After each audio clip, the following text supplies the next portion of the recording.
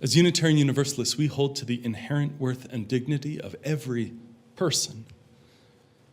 And there's not an asterisk on that, right? It's not, we believe in the inherent, I'm looking over at it right there. There's no small print, even if you're in the back. It's not, we believe in the inherent worth of every person as long as you look masculine or feminine. It's not that we believe in the inherent worth and dignity of every person as long as you don't talk about or show or make visible your queerness. It's every person, period, regardless.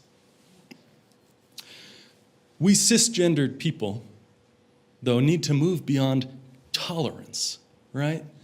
That grudging tolerance. And that means we've got some stuff to learn. So I want to share what I think amounts to like transgender 101 today. And there are going to be some folks in this room and online where this is new information and it's challenging and it's different. And there are going to be some folks in the room and online who feel like, yeah, we know this. Thank you. But maybe in this world, maybe talking about sex and gender and the differences between them, you feel like the rug has been pulled out from under you. Maybe you feel like, I'm talking to my cisgender folks here, maybe you feel like you grew up with a clear and common sense understanding of what gender was, and oh my God, all of a sudden, that isn't anymore. That's okay. I see you, I've been there. In our tradition, there is so much space to show up on any given Sunday with bewilderment or confusion or ignorance, and in our tradition, we don't stay there. An old Universalist clergyman asked by a reporter where the Universalists stood on some social program or another. He replied directly, "We don't stand, we move." So if we're serious about moving, let's make everything about sex and gender and sexuality more complicated than it used to be. In the old binary world of male and female, sex and gender and sexuality, it's all the same thing. We gotta get more complicated. So sex means biological differences. Chromosomes, hormones in the body, internal and external sex organs. I don't often preach about sex organs. Mostly we just talk about organs in church. But that's sex, right? That's the physical stuff, anatomy. Maybe you remember from high school biology that people have 2 X chromosomes, or an X and a Y, and that determines sex. Turns out that's not true, because that's not a complete model of how sex works, how bodies works. There are people with 2 X chromosomes and a Y chromosome. There are people for all sorts of reasons might have 2 X or an X and a Y chromosome, but not have the physical characteristics that are typically associated. You could have the genes for one sex, but because other genes that you have change the way those are expressed, you don't have the organs or the body shape or the other physical characteristics that typically go with those genes. And then some people are born with both sets of sex organs. And the umbrella term for all of this is intersex, and some studies suggest that 1% to 2% of all births everywhere always might be intersex. Millions and millions of people. All of which is to say that biological sex, already, the simple one, the easy one, way more complicated than either or, right? So there's sex, the physical. But on to gender. Gender's different. It may be that you're used to sex and gender being talked about, being treated interchangeably. But the way the world talks about sex and gender has changed in recent decades. Because rather than cis people, we'll get into that, rather than sort of the standard, the normal, the default, the dominant culture defining for everyone else what their experience is, we all started listening a lot more to trans folks, to queer folks, to folks whose experience is different. And so that's changed the conversation once we invited people in and listened seriously to what those experiences are. Okay, gender role is the social role expected by society based on sex. Gender role is when boys roughhousing, they're just being boys. Girls roughhousing is inappropriate and unladylike. Why? Keep asking why. There is no reason for that. It's like the one section of the toy store being boys' toys and another section being girls' toys. Why? I agree with your silence. Yes, there's not a reason for it. Take pink. A few centuries back, pink was decidedly a male color. Men wore pink, women did not wear pink. Stuff is arbitrary, even though it doesn't feel that way. Even though we all grew up and were socialized in a culture that said, oh, of course this is the way it is. That's the way the status quo hides.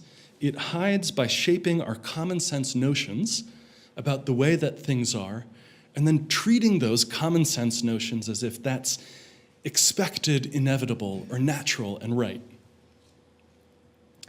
So gender identity, then, is your personal experience of your own gender. Do you feel male, female, both, neither? It's internal. It's your own sense of yourself.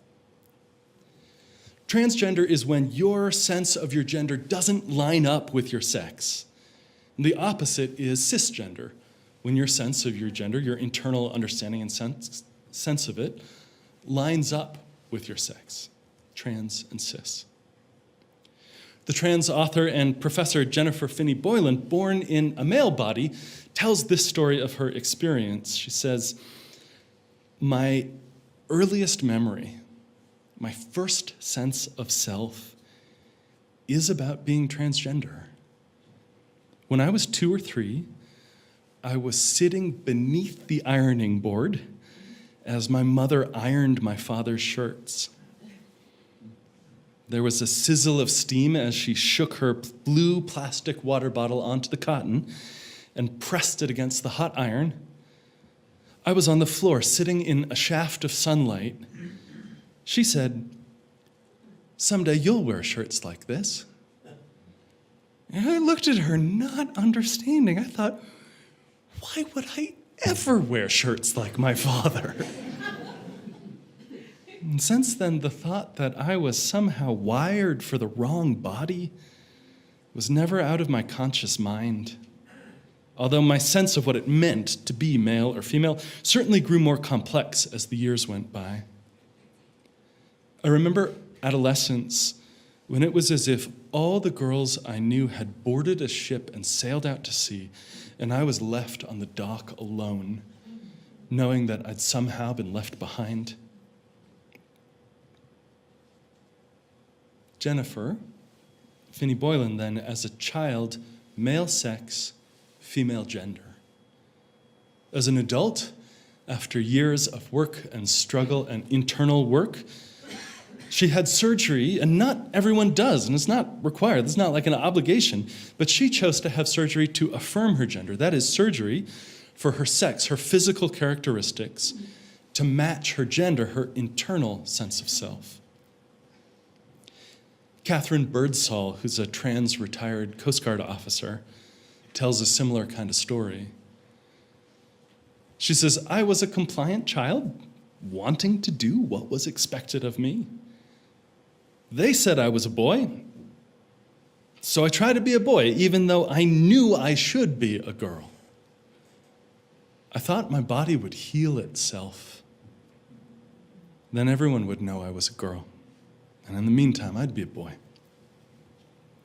She says, "I could usually pass as a man. There were plenty of times, though, when a man would look at me like, 'What planet are you from then?' Yo, when you look at people like that, they know you're looking at people like that. It's hard to play the role of someone you are not, day in and day out, and it became harder as the years passed until finally, at the age of 65, I knew I couldn't keep up the pretense much longer. I would go crazy or be dead. I let the cage door swing open, a little gathering support where I could. I knew I faced rejection, derision, ridicule, violence, perhaps even death. But I could no longer keep the essential me hidden and caged. This sense of gender identity not matching sex is a big part of what it means for a lot of folks to be trans.